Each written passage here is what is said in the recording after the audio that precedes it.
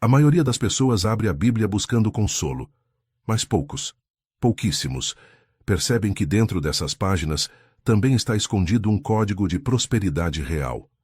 Não é uma fórmula mágica, não é loteria divina, é sabedoria milenar, direta, prática e ignorada, até mesmo pelos mais religiosos. Agora imagine o seguinte: você cresce ouvindo que para ser abençoado, precisa aceitar uma vida de sacrifício e escassez. Que riqueza é coisa do mundo. Que dinheiro e fé não combinam.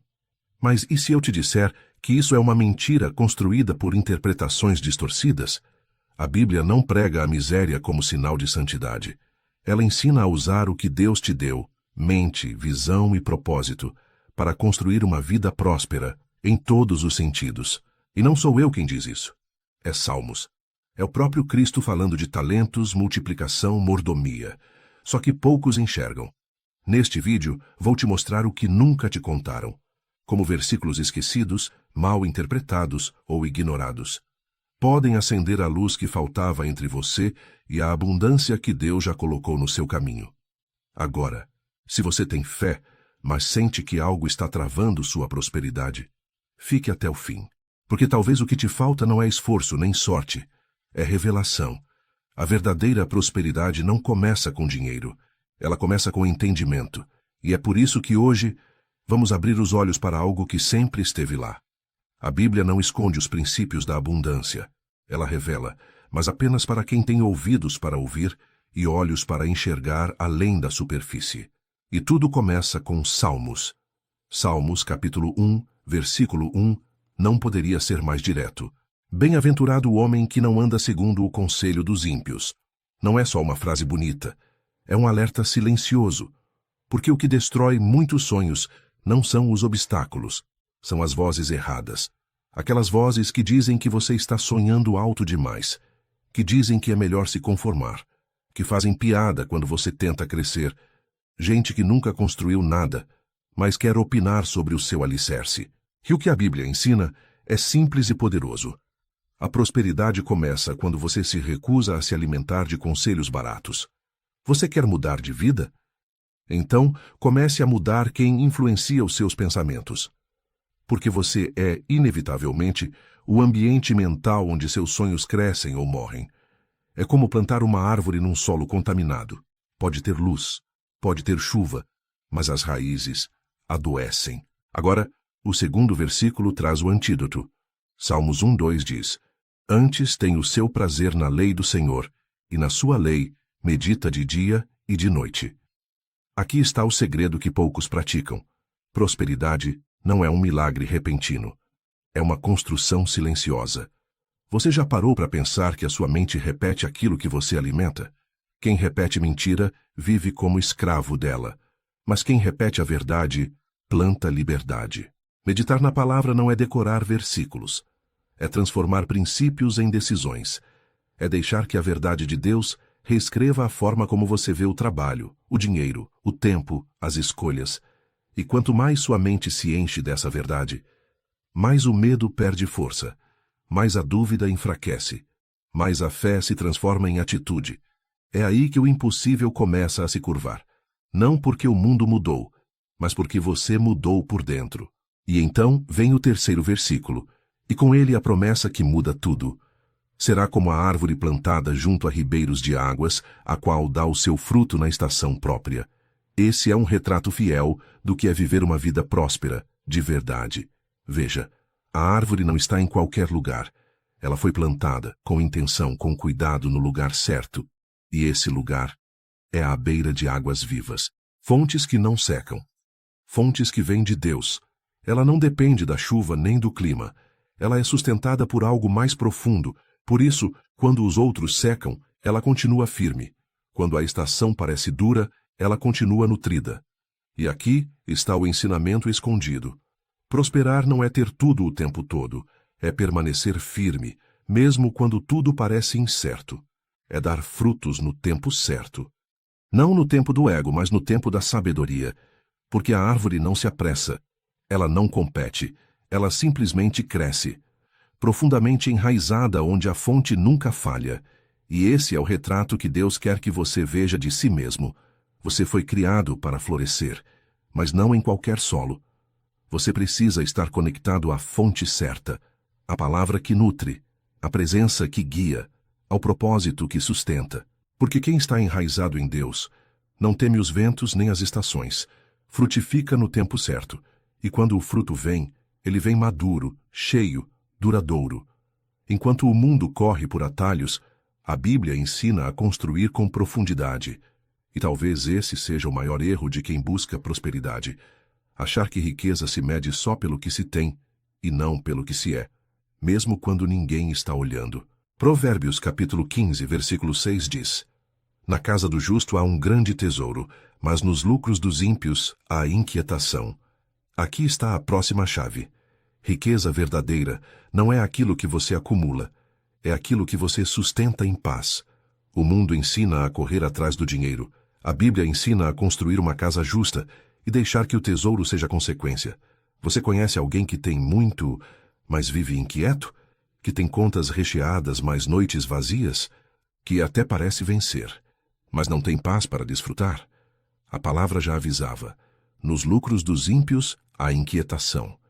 Isso significa que nem todo ganho é bênção, e nem toda abundância vem de Deus, porque o dinheiro que não vem com propósito vira peso, vira pressa, vira prisão. Mas na casa do justo, diz o texto, há tesouro, há alegria que não depende de status, há fartura que vem acompanhada de sono tranquilo, há simplicidade com honra e trabalho com direção. Os planos bem elaborados levam à fartura, mas o apressado sempre acaba na miséria. Esse é outro ponto crucial. A Bíblia não exalta o imediatismo, ela honra a constância. Aquele que vive correndo, que muda de plano toda semana, que pula de uma ideia para outra buscando atalhos, acaba onde a maioria termina, cansado e com as mãos vazias. Prosperidade bíblica não é correria, é clareza de direção. É plano bem feito, fé bem plantada e ação bem aplicada, dia após dia. A fartura é uma colheita, e só colhe quem respeita o tempo de plantar. E então surge a pergunta inevitável: você quer prosperar como o mundo ensina, ou como Deus revela? Porque há um caminho. Ele é mais profundo, mais lento, mais sólido. Mas quando o fruto chega, ele não apodrece com o tempo. Ele não depende de política, mercado ou sorte. Ele vem com paz, com sentido, com permanência. Essa é a diferença entre ter riquezas e ser rico. O que semeia pouco, pouco também colherá, e o que semeia com fartura, com abundância colherá. Agora, feche os olhos por um instante. Imagine que sua vida é um campo. Todos os dias você tem uma escolha: semeia ou adia, planta ou procrastina, age ou apenas espera que as coisas melhorem por si. Agora, pense com sinceridade. Quantas colheitas você deixou de viver simplesmente porque não teve coragem de plantar? A Bíblia é clara: não existe colheita sem intenção, e não existe fartura sem constância. O erro de muitos não está em sonhar grande, mas em semear pequeno, com medo, com preguiça, com dúvida. E depois, diante do campo vazio, culpam Deus, culpam o mundo, culpam a sorte. Mas o campo só devolve o que foi entregue a ele. A sua colheita não será determinada pelos seus desejos, ela será definida pelas suas decisões. Em Tessalonicenses capítulo 3, versículo 10 diz: se alguém não quer trabalhar, também não coma. Esse versículo choca, ele parece duro, mas é libertador, porque ele quebra a ilusão da espera passiva. Ele ensina que prosperidade não é esmola, é responsabilidade. Deus não recompensa quem espera sentado. Deus abençoa o movimento, a coragem, a ação. Agora imagine algo. Você chega diante de Deus pedindo abundância, mas em suas mãos nada foi cultivado. Nenhum talento foi multiplicado, nenhuma porta foi batida, nenhuma fé foi colocada em prática. Como Deus poderá te entregar algo, se você ainda não se posicionou para receber? Se você entendeu que prosperidade não é apenas um desejo, mas uma responsabilidade espiritual. Se você compreendeu que Deus não te criou para viver limitado, mas para crescer com propósito, multiplicar com sabedoria e viver com paz no coração. Então comente aqui embaixo, em voz de fé, como um compromisso com a sua nova mentalidade: o Senhor é meu pastor, e nada me faltará. Aqui está o equilíbrio. A prosperidade bíblica é uma estrada com 2 pilares: trabalho com fé e descanso com confiança.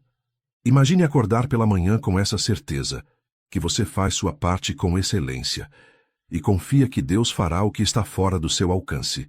Imagine trabalhar sem medo do amanhã, prosperar sem peso, crescer sem culpa, multiplicar sem orgulho.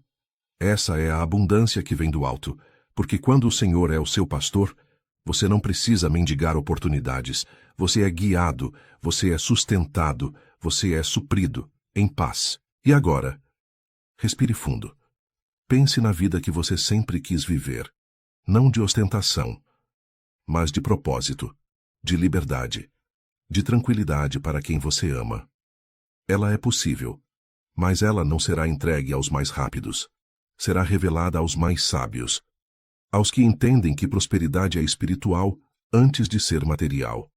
E que Deus não apenas permite, Deus deseja que você prospere, com sabedoria, com caráter, com visão. Então agora, olhe ao redor.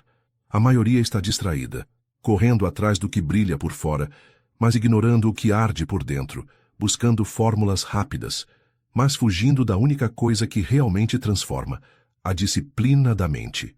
Napoleon Hill ensinava algo que poucos praticam. Tudo o que a mente pode conceber e acreditar, ela pode conquistar.